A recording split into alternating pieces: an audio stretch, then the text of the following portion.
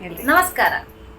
ಪುಸ್ತಕಗಳು ನಮ್ಮ ಜೀವನದ ದಾರಿದೀಪಗಳಾಗಿವೆ. ಹಾಗೇನೆ ಒಂದೊಳ್ಳೆ ಪುಸ್ತಕ 100 ಜನ ಸ್ನೇಹಿತರಿಗೆ ಸಮ. ಬಂಧುಗಳೇ, ನಾವು ಪುಸ್ತಕವನ್ನು ಓದಿದಾಗ ಕೆಲವೊಂದು ಸಾಲುಗಳು ನಮ್ಮ ಮನಸ್ಸಿಗೆ ನಾಟುವಂಥದ್ದಿರ್ತದೆ. ಅಂತಹ ಒಂದು ಸಾಲನ್ನು ನಾನು ಈ ದಿನ ನಿಮ್ಮ ಜೊತೆ ಹಂಚ್ಕೊಳ್ಳಿಕ್ಕೆ ಬಯಸ್ತಾ ಇದ್ದೇನೆ. ನಾವೇನಾದ್ರೂ ಒಳ್ಳೆ ಕೆಲಸವನ್ನ ಮಾಡುವಾಗ ಒಂದಷ್ಟು ಜನ ನಮಗೆ ಪ್ರೋತ್ಸಾಹ ಕೊಟ್ರೆ, ಇನ್ನು ಕೆಲವರು ಸ್ವಲ್ಪ ನಮ್ಮ ಬಗ್ಗೆ ಬೇಜಾರಿಂದ ಇರಬಹುದು ಅಥವಾ ಬೇರೆ ಯಾವುದೇ ಉದ್ದೇಶದಿಂದ ನಮ್ಮ ವಿರುದ್ಧವಾಗಿ ಕೆಲಸಗಳನ್ನ ಮಾಡ್ತಾರೆ. ಆಗ ಖಂಡಿತವಾಗಿಯೂ ಸಹಜವಾಗಿ ನಮ್ಮ ಮನಸ್ಸಿಗೆ ನೋವಾಗ್ತದೆ. ಆದರೆ ಅಂತಹ ವೈರಿಗಳನ್ನ ನಾವು ಅವರ ತಲೆ ತೆಗೆಯೋದ್ರ ಮೂಲಕ ನಮ್ಮ ಸಮಸ್ಯೆಯನ್ನು ಬಗೆಹರಿಸ್ಕೊಬೇಕು ಅಂತಿಲ್ಲ. ಬದಲಾಗಿ ನಮ್ಮ ತಲೆಯಿಂದ ಅವರನ್ನ ತೆಗೆದ್ರೆ ಸಾಕು, ಆ ಸಮಸ್ಯೆ ಬಗೆಹರಿಯುತ್ತೆ.